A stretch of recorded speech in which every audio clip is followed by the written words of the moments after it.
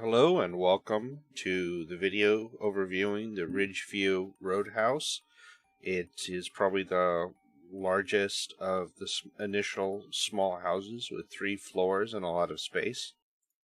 We begin by walking through the front door here into the foyer, which is room number 1. Now the entrance area to the first floor is very confusing because it's essentially 3 rooms with no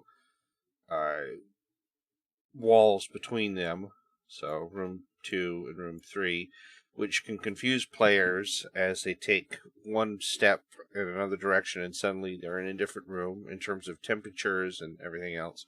In the foyer here, the tarot cards may spawn on the end table. In the with the dining room, you got a table there, good for looping, probably the best spot in the entire map if you get a Diokan or Hantu. And then you got the living room down here. Next, you move into the hallway, which is essentially 2 sections. It's the initial hallway here. I'm not entirely sure where the hallway begins and the dining room ends, but across from where you have the steps going down to the basement, you can have the mirror. In the hallway itself, it goes back to the office here.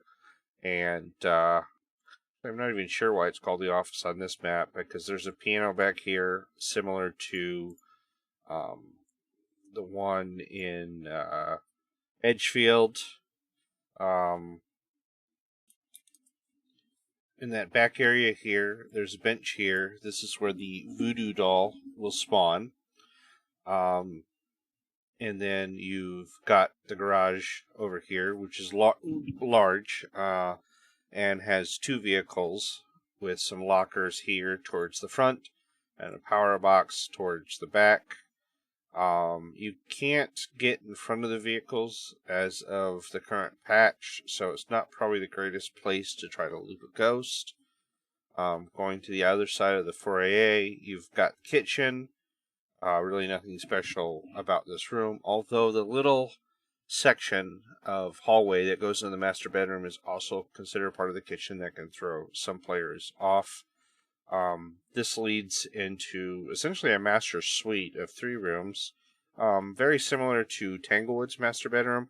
You've got one large bedroom here, which you need a full 2 crucifixes to cover. It's got a bathroom, and then on the way far side of the bathroom is a closet that's a little bit larger than the Tanglewood master closet. Can be a good place to hide in some cases. I don't recommend hiding there if the ghost is on the first floor, though, unless you have no choice. Oh, and I forgot to mention, in the utility room across from the downstairs bathroom, the Ouija board will spawn, and across the hallway from the utility room is the downstairs bathroom. Similar problems to, say, the Tanglewood main bathroom, where you probably want to have a video camera on a tripod outside the door looking in to look for orbs. And then we move down to the basement, which is a large, expansive area, even though it's considered one room. It can be great for looping. It can be great for hiding, provided the ghost is not down there. And you can have the power box on either side of this basement room, giving you 3 locations where it can be, including the garage. At the bottom of the steps, or I should say across from it, there's a set of 2 lockers, good for hiding from the ghost, as long as the ghost is not in the basement. It's actually probably one of my favorite hiding spots on the map. There's a lot of storage racks that you can use for looping and hiding and whatnot. Next, from the foyer, we go up the steps to the 2nd floor, and we've got an actually we've got 3 sections to the same upstairs hallway. You've got an initial L section here that goes up and at a 90-degree angle and hits a boy's bedroom here, and a bathroom, a large bathroom over here. It's a pretty large bathroom, so you probably won't have problems putting down cameras and whatnot. The boys' bedroom has a closet, and this end of the hallway also has a closet. Although keep in mind that in addition to this L section, there's a straight piece of hallway below the L section, which also counts as the same room. So remember not to hide in either of the two closets, or actually 3 closets in this hallway. If it's a ghost room, now you have the girls' bedroom down here, which the music box will spawn here. Oh, I should have mentioned that the summoning circle spawns down here in the basement. And then the second bedroom, next bedroom I should say, third bedroom for that matter, is the teen boys' bedroom. Pretty small, probably can be covered by one crucifix.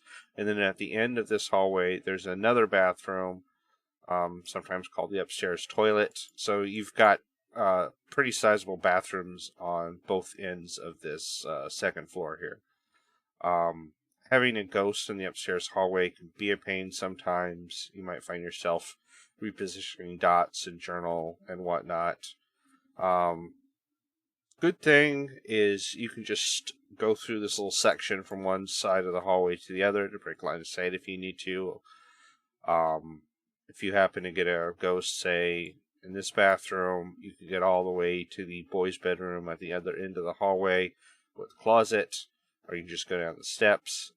Pretty easy to break line of sight, although having a ghost in certain spots can easily lead you to a dead end. Well, I think that wraps it up for this video. Thank you.